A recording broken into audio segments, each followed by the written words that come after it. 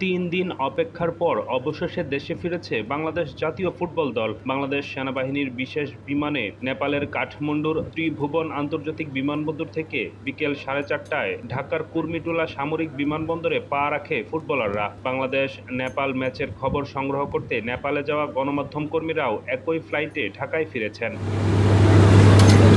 সকালে কাঠমান্ডুর imperial hotel থেকে বের হয়ে স্থানীয় সময় পৌনে 9টায় বিমানবন্দরে পৌঁছায় বাংলাদেশ দল। সেখানে ইমিগ্রেশন সম্পন্ন করে বেলা 2:55 দেশের বিমান ধরেন ফুটবলাররা।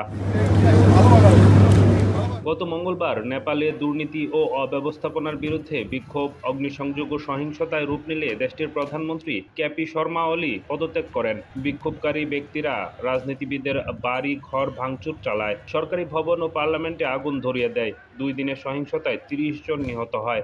এমন পরিস্থিতির মধ্যে বন্ধ করে দেওয়া হয়েছিল ত্রিভুবন আন্তর্জাতিক বিমানবন্দর।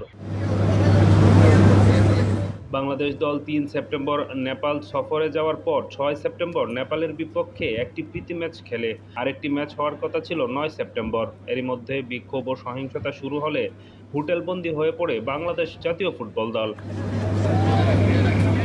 গতকাল বুধবার সন্ধ্যার পর বিমান খুলে দেয় কর্তৃপক্ষ। বাংলাদেশ দল চেয়েছিল গতকাল রাতেই ফিরতে। ঢাকা থেকে বিশেষ ফ্লাইটের চেষ্টা চালানো হয়, শেষ পর্যন্ত আর হয়নি। অবশেষে একটি বিশেষ ফ্লাইটে কাঠমান্ডু থেকে ঢাকায় ফিরেছে খেলোয়াড়, কোচ, স্টাফদের 32 জনের একটি বহর। জাতীয় ফুটবল দলের পরবর্তী ব্যস্ততা এশিয়া কাপ বাছাইয়ের। আগামী অক্টোবরে এই প্রতিযোগিতায় তৃতীয় রাউন্ডে হংকংয়ের বিপক্ষে 2টি ম্যাচ খেলবে বাংলাদেশ।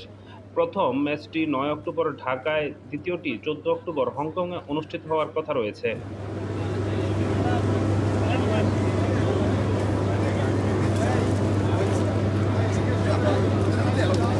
আচ্ছা, তুমি নিজে তুলো না, ওদেরকে কখন অ্যালাউ করবে?